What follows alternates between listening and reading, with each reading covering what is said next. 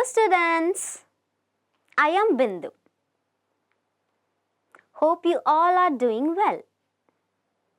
Students, in the previous session, you learned about forests, their uses and the types of forests in India. Also, we have seen the status of Andhra Pradesh and Telangana forests and the steps taken in Telangana state. Today, we will continue the lesson. Forest, using and protecting, of class 8, and understand the uses of forests and who its deities were. We will also understand the lifestyle of the tribal people and much more about the forest. Learning outcomes. You will be able to know the uses of forests, learn about the deities of the forest,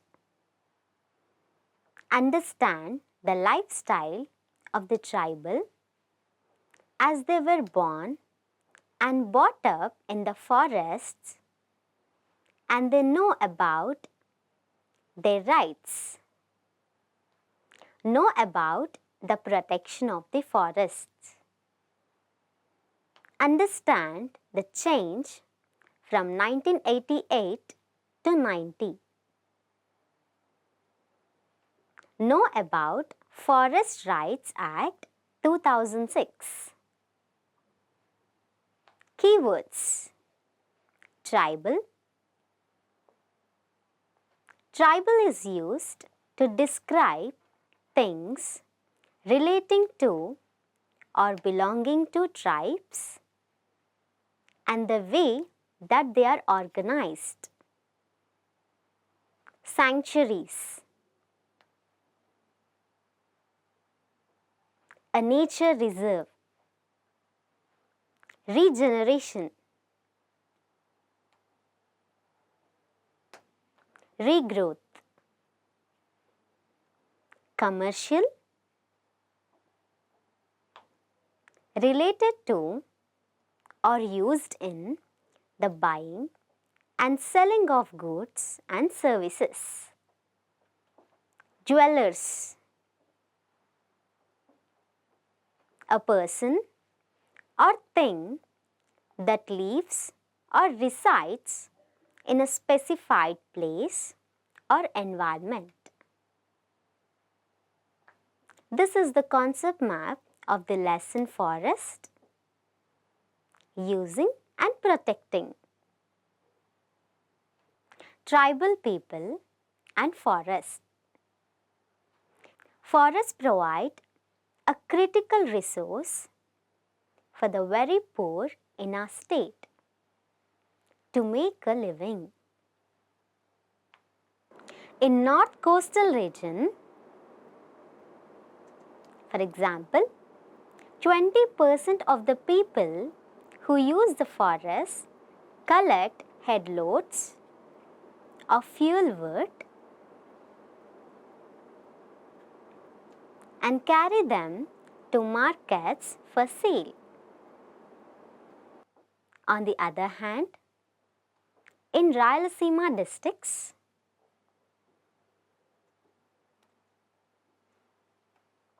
most people depend upon the forest for grazing sheep and goats.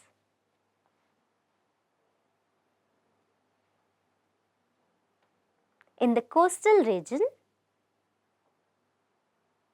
about 50% of the people depend upon such a collection of forest produce. For thousands of years, tribal people have lived in these forests, protected them and earned their livelihoods from them. Even today, 60% of tribal people in our state live in forest. The Konda Reddys of Koonavaram Hills use the forest around them for podu cultivation, collection of forest produce like food items, fruits, tubers, etc. Items for sale like beedi leaves, medicinal plants, bamboo, tamarind, etc. Unlike in plain villages, tribal people don't have the notion of private property in land, and all clan members use the forest with the consent of the village elders. Each family has customary right over the land they cultivate and will shift to in the coming years. Since the podu keeps shifting every few years,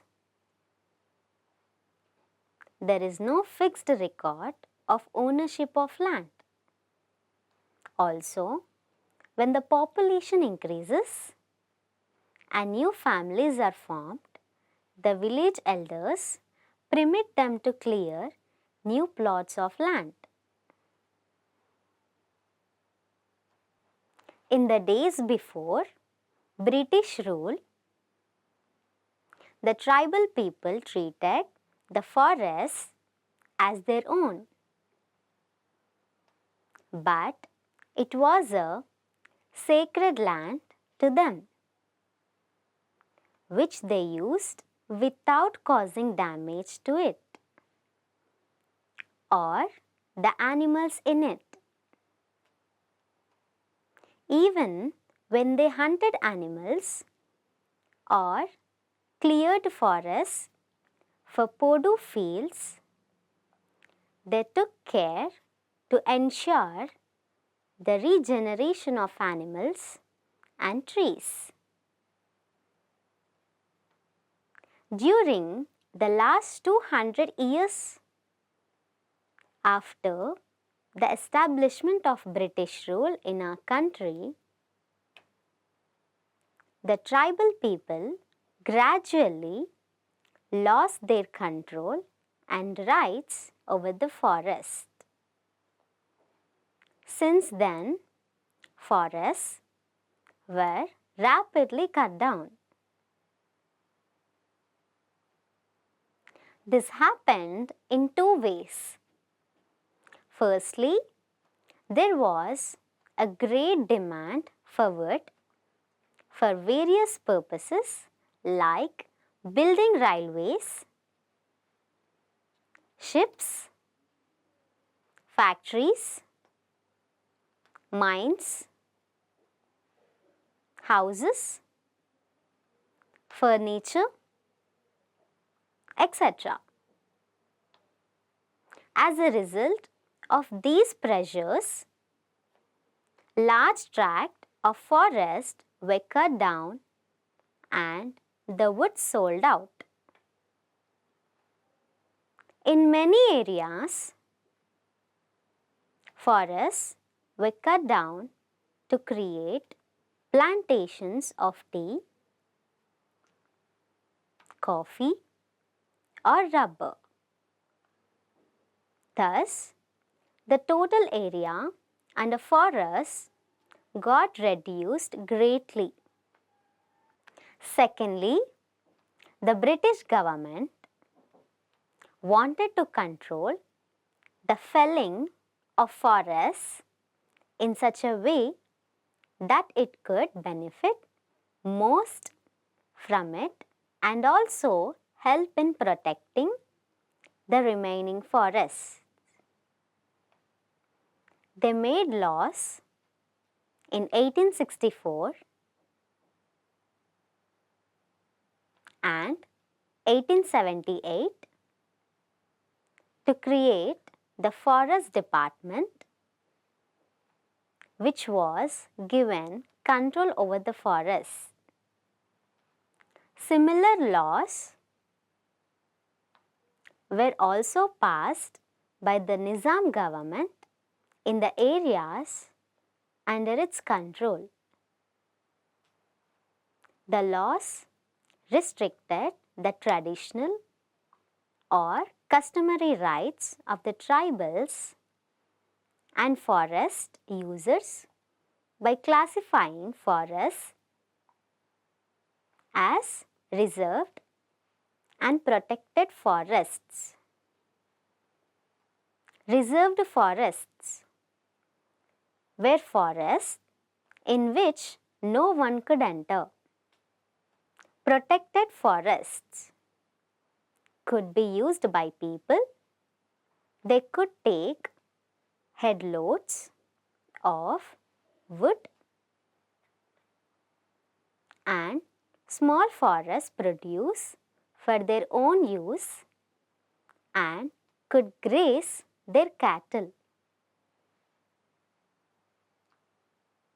But here too, there were many restrictions over cutting trees, grazing more than the limits set by the Forest Department, etc.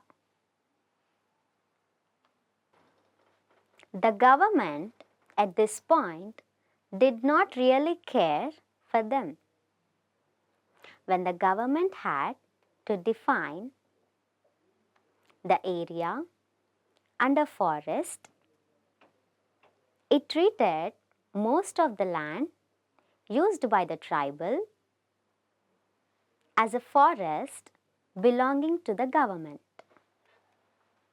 This was because, unlike in plains, villages which had village land records, most of the tribals cultivated land without any ownership records. In the northern districts of Telangana, the Gonds cultivated settled agriculture, while the Kolams, etc., practiced Podu cultivation on the hill slopes. The demarcation of reserve forests did not take notice of these practices and in one stroke rendered many tribals without rights and led to forced evictions. By one stroke, the tribal people were rendered homeless in their own homes. The government was eager to hand over the land to zamindars and cultivators from other areas.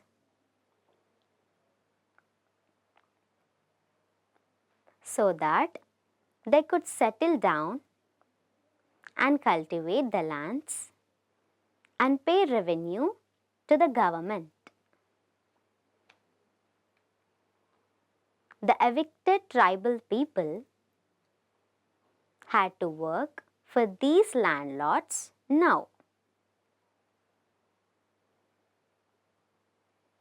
On the lands which the tribal people were allowed to cultivate, they had to pay very high revenue. Often, they had to borrow money from money lenders to pay this amount. In the end, they had to sell off their lands to the money lenders. Thus, they again lost whatever land they had.